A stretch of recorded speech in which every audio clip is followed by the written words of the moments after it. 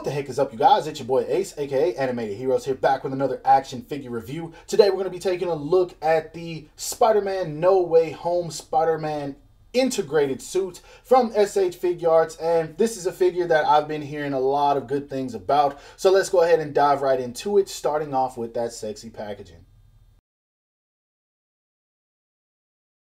Now for the sexy packaging, they decided to go with this red and gold theme, which is fine because it matches the look of the chest. I do have one issue with the figure, and you can say it's a personal thing. On all the images I've seen, the inside of the costume that's not red, it looks like it's black. Like even right here, this looks like it's black, but then on the figure, it looks like it's blue. I don't know, man. I wasn't really focused on this costume in the movie because I was more focused on all the rest of the characters, the two different Spider-Man, Doc Ock, Green Goblin, etc., etc. But yeah, I don't know. It looks black in all the images I've seen, or at least darker, like a dark gray, and they went with blue, but I'll show that off a little bit later. We've got Marvel Studios right there, Spider-Man No Way Home, Tamashii Nation's quality sticker, Tamashii Nation's Bandai right there. At the top, nothing much going on. At the bottom, nothing much going on either. On the side, we've got an image of him right here, which looks cool. We got the spider logo up there. On this side, we've got an image of him. Looks like he's web slinging or crawling, whatever you want to say. And then on the back, we've got some poses you can get the figure into, Spider-Man integrated suit, and then all the legal stuff there at the bottom. Let's go ahead and bust this guy open because I'm ready to talk about it.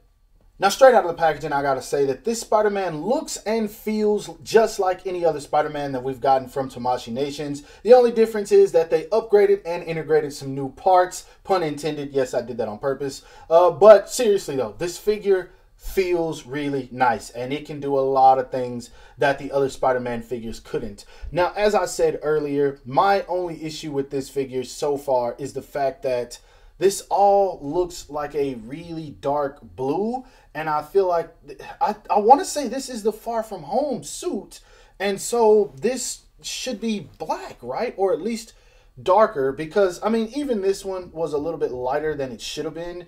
These blues should have been black. I know this is black, and I'm thinking this is the same costume, so I don't know what's up with that. And at the same time, I feel like they would have done the mold of this figure on this buck, since this is a bigger buck and Tom Holland did put on some mass for the second movie. We went back with the slimmer body. Not that that's a problem to me. Some people might not like it, but it's more the color choice for me. But overall, it looks really good. Like I said, I really like the head sculpt. I like the sculpt work. I really love what they did with the arms. I saw D Amazing's review, and I got so happy that you could pretty much move these things around freely. I'll cover that once I get to the articulation. But overall, I mean, it's a really beautiful figure. I like this release a lot. And I'm going to have some fun with this one, I can tell. But anyway, let's go ahead and put him back so we can see how tall he stands. And then we'll talk about the figure a little bit more. Now, to the top of his head, Spider-Man does stand a little bit over 5.5 inches, just shy of 6 inches, which makes sense. He is still growing, but technically by the end of this movie, he is a college student. So I guess you would say he's an adult. So I guess this is, of course, this is as far as Tom Holland is going to grow, but I don't know. I feel like they should still go with making the figure bigger. I think that they did a much better job size-wise on the Far From Home outfit. I just like that buck a little bit better. But overall, I still think that this is a nice-looking figure, and the size is decent for a Spider-Man. Moving on to the articulation. He has a different look-up mechanism, and I am not sure how I feel about this.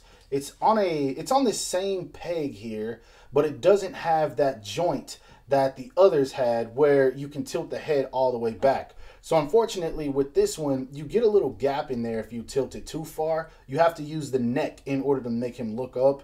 Some people might like this better, some people might not. I kind of got used to the other ones just because I've been posing my other Spider-Man figures a lot, but I mean, it's fine. He looks down very far, so that is awesome. Of course, he does get tilts turn, and he can move his head all the way around. Now moving on to the best part, the arms. These things work like a charm. Tamashii Nations finally fixed this issue where you can get Spider-Man in a T-pose almost effortlessly. You can bring his arms all the way in, so web slinging poses won't be a problem. And they also fixed the other issue that we had with the old figures.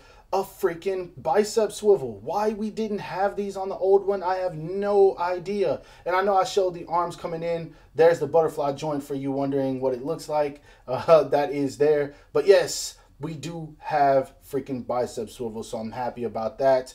The arms come all the way in. My boy can flex. I don't like how small these hands look. I really wish they would have went with bigger hands, but this is something they've been doing from the jump. The hands are supposed to be a little bit bigger than the wrist, and they are like almost the same size other than his thumb. So not feeling that very much, but it's cool. He does lean back about that much, not too much more. He does crunch forward a decent amount. He gets swivel a lot better than the other figures, but at the same time, because of the way they function, I'm just afraid to swivel these at all because I've seen a whole lot of breaking at the waist and I ain't trying to be one of them. So yeah, but he does get tilt and turn all at the diaphragm. In terms of kicking poses, he can kick forward all the way. He can kick back all the way. He can do the splits just fine. He does have a thigh swivel, does have double jointed knees, as you guys can see. Foot goes down about that much, up about that much. He does get ankle rocker and he does get toe hinge. And I saw this in the Amazing's review. If you haven't watched it, go check it out. But this Spider-Man can totally hit crouching poses just fine. I'm not going to change out the hands or anything, but if you want to get this guy squatted down, you can totally do it. That is a terrible pose.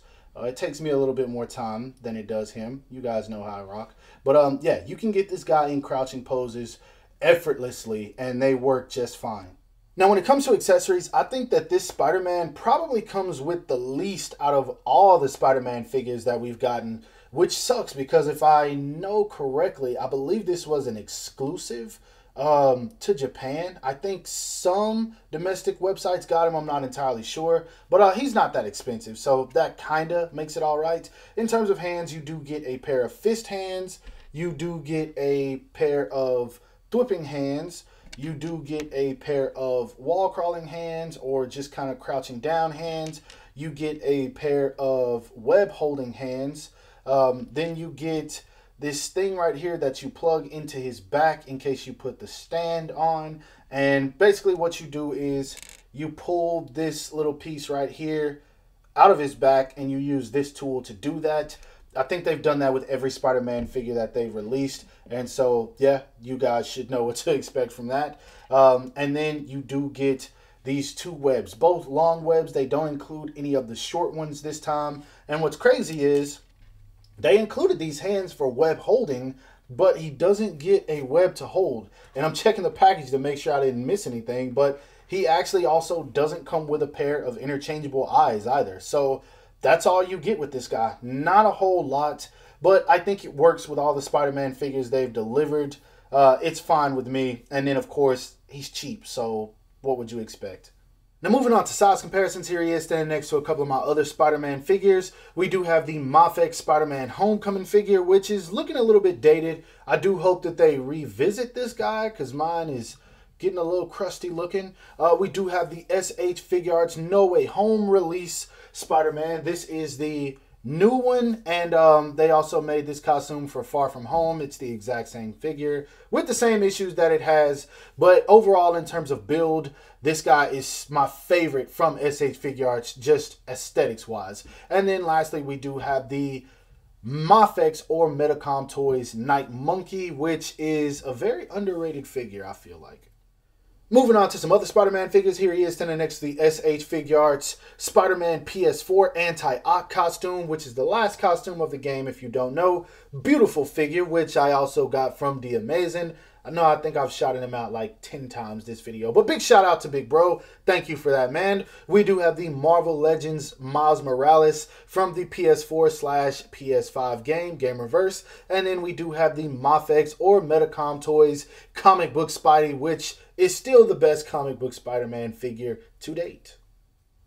Here he is standing next to a couple of SH Figuarts Avengers. Well, one of them hasn't made it yet, but we do have the SH Figuarts Shang-Chi, which is still one of my favorite figures. I just wish he was a little bit taller. The SH Figuarts Avengers In-Game Final Battle Edition Iron Man, and then the SH Figuarts Cap vs. Cap Captain America.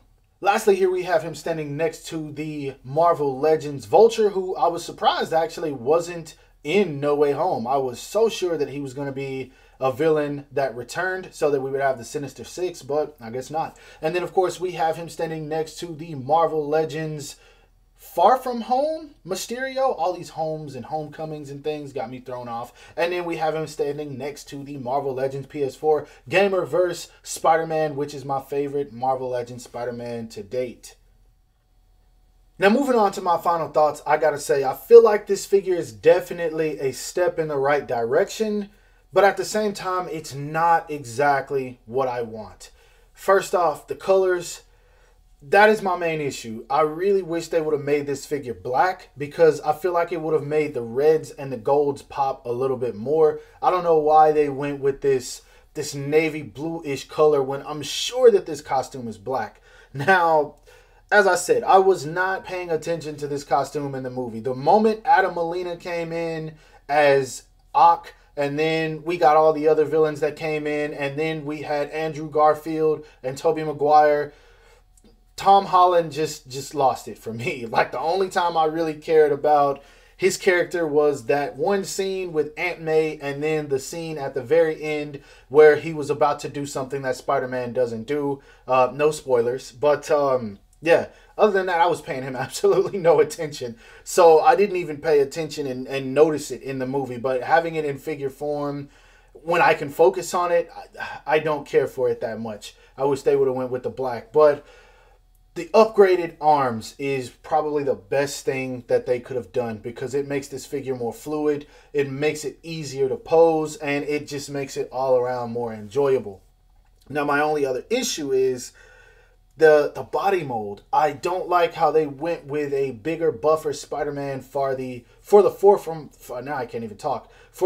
From Home release, and then for this final suit that he wears, they go back to the slimmer body. I really wish they would have took the Far From Home outfit, retooled it, gave it this kind of articulation, and it easily would have been probably my favorite Spider-Man. And so, I don't know. I feel like they backtracked just a tad, but they made some improvements. So I'm really hoping that their future Spider-Man figures will continue to get better, and I hope that they revisit some of the ones that a lot of us didn't like or that had those arm issues. I don't see it happening, but maybe since Tom Holland has been renewed for, I think, 3-4 more movies, we do have a chance to get that perfect Spider-Man figure, and I'm looking forward to it. Also, one last thing I want to mention before I forget. Even though this figure doesn't come with interchangeable eyes, you can change the eyes out. You just have to have some of the other Spider-Man figures with other eyepieces, and so you can change those. I just wanted to make sure to mention that. But overall, that is my review. I hope that you guys enjoyed it. If so, don't forget to give it a thumbs up. That always helps me out. Subscribe to my channel if you haven't already, and make sure to hit that bell icon to be notified whenever I upload new content. Lastly, follow me on everything you see listed in the description below to keep up with my activity outside of YouTube. I hope you guys have a great rest of your day. Stay safe wherever you are, and bye.